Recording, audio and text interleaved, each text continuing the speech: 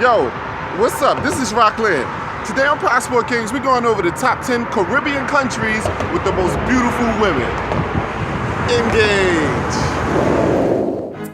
I'm Rockland. I travel the globe for leisure, exploration, and education about different cultures. Join me, and you too can be royalty. This is Passport King. Welcome aboard, abroad.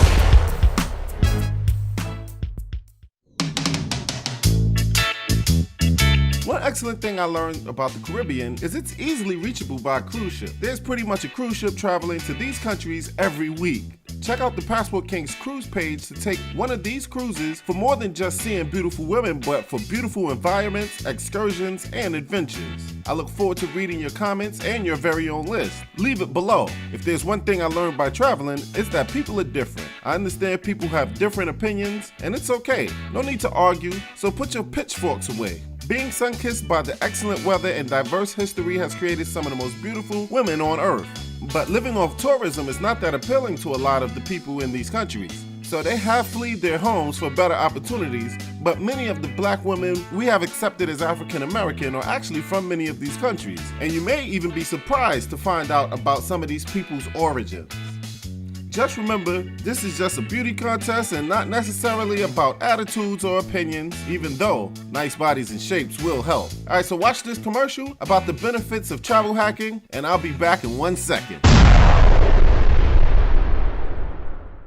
Have you gotten into travel hacking? If not, you certainly should. Don't pay full prices for flights when other people are not. You may think it's a badge of honor to stay loyal to one company, but if they're charging their newer customers a lot less than they're charging you, you're the only loyal one. Why put extra money in a fat cat's pockets? You could save that money for your loved one. So check out the travel hacking site that I left in the description below. People are literally saving thousands of dollars on flights abroad.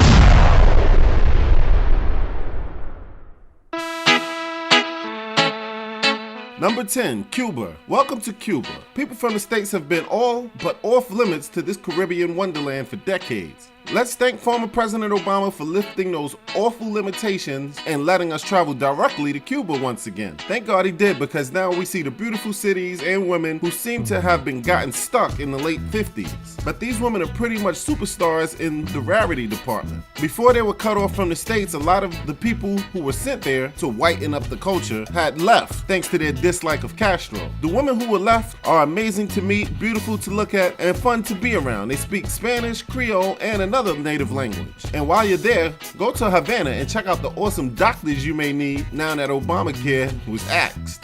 Number 9, St. Martin. Don't forget about the second A when spelling St. Martin. The culture is a blend of African, French, British, and Dutch heritage. I'll make it simple and say a mix of Africans and Europeans. This island is two countries mixed into one. The food on St. Martin is a collaboration of tastes from Europe, the Caribbean, and Africa, and showcases a diversity of the island's people. And as diverse as the food is, the women are even more diverse. They took the best parts of both worlds and combined them into sheer beauty. Number 8, Guadeloupe. Guadeloupe has less than 250,000 people who are made up of African, French, European, and East Indian descendants. These women are raised by mostly fishermen, so they love to be on the high seas and they would love to cook an excellent meal for the right dude. Number 7, the Bahamas. Within this country, a distinction is made between the capital of Nassau on New Providence Island and the out islands of the archipelago. Foreign-born women from the United Kingdom, the United States, Haiti, Canada, and other countries are referred to by their original nationalities regardless of citizenship or assimilation. So don't go jumping to conclusions thinking these girls are so exotic. They may actually be from your part of town. Number 6, the Cayman Islands. The women of the Cayman Islands have been influenced by Afro-Caribbeans of Jamaica, colonists of Great Britain, and more recent immigrants from the United States. Approximately 113 nationalities make up the women of these 3 islands that make up this country. So just like the islands mentioned before, there's a lot of different cultures mixed into one, and it's beautiful. Before I get to the top 5, here are my honorable mentions. Anguilla, Grenada, Haiti, Aruba, and Puerto Rico. I guess they would be considered my choices of 10 through 15. Number 5, the U.S. Virgin Islands. The U.S. Virgin Islands is a paradise with so much more to offer than the traditional beach vacation. Visitors wishing to immerse themselves in a profound cultural experience can enjoy historical tours, culinary encounters, artisan fairs, parades, storytelling, and other special presentations. The women in the U.S. Virgin Islands are largely made up of Caribbean people whose ancestors were African and Europeans. You will find women from all across the Caribbean living in the Virgin Islands, as well as Americans from the mainland, Europeans, and Hispanics. So check them out and their culture. Number 4, Turks and Caicos. While there are some 40 plus Ks that make up the Turks and Caicos Islands, only 8 of them are inhabited by people. The Turks and Caicos native women are called belongers, or Turks and Caicos Islanders, and are usually descendants from Africa. The local population mixes a large expatriate community of British, American, French, Canadians, Haitians, Dominicans, and Scandinavians, giving the island an international influence and unique culture. The women here are both expats and belongers. They are relaxed and friendly and generally operate on island time, resulting in a low-key, slow-paced environment. Number 3, Dominican Republic. The family forms the basis of stability. The individual derives a social network and assistance in time of need from the extended family, which generally encompasses 3 generations. When possible, the extended family lives together or within the same vicinity. Loyalty to the family comes before any other social relationship, even business. Nepotism is considered a good thing since it implies employing people one knows and trusts, which is of primary importance. The oldest male in the extended family makes decisions affecting the balance of the family. Dominicans pride themselves on their hospitality. When someone visits, Dominicans go out of their way to make guests feel welcome and comfortable. House guests are treated royally, and Dominicans attempt to cater to their every desire. Not to mention they're beautiful. Number 2, Jamaica. The Jamaican family includes a close-knit web of aunts, uncles, cousins, and grandparents. Families are close and provide emotional and economic support to its members. The families is the most important group a person belongs to, and as such, it is the group with whom a Jamaican woman spends most of her time developing and maintaining cordial relationships. Jamaican women have a healthy distrust of those in authority and prefer to put their faith in those they know well, such as their extended family and close friends, who are treated as if they were family. Being recommended by a friend or relative is the absolute best way to get one of these women interested in you. Have a person who knows the woman of interest and tell them to say good things about you. Number 1, Trinidad and Tobago.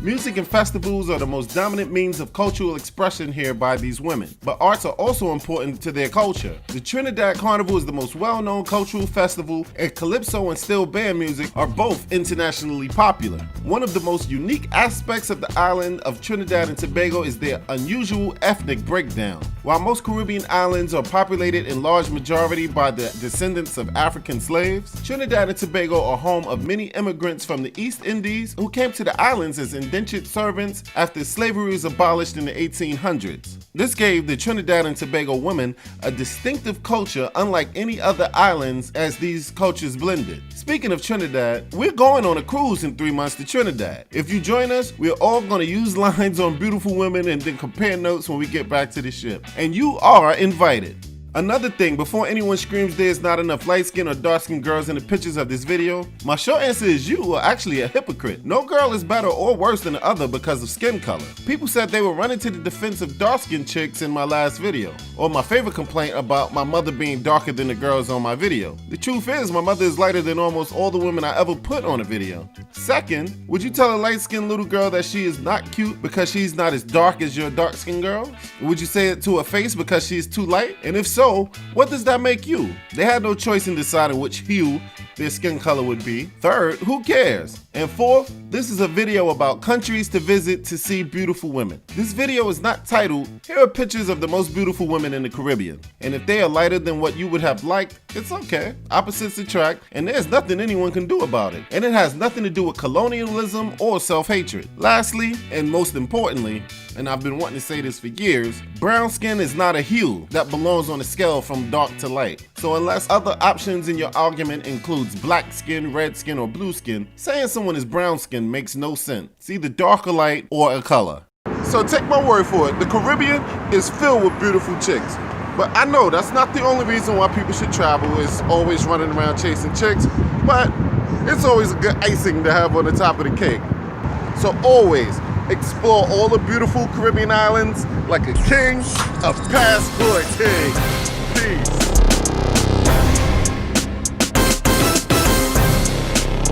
Did you like this episode? Great. Remember to leave comments below. Subscribe and like and share it with your social media. Follow me on Facebook, Twitter, and Instagram. And if you want to make money online or just book a trip, go to www.passportkings.com and pick up our free book while you're there.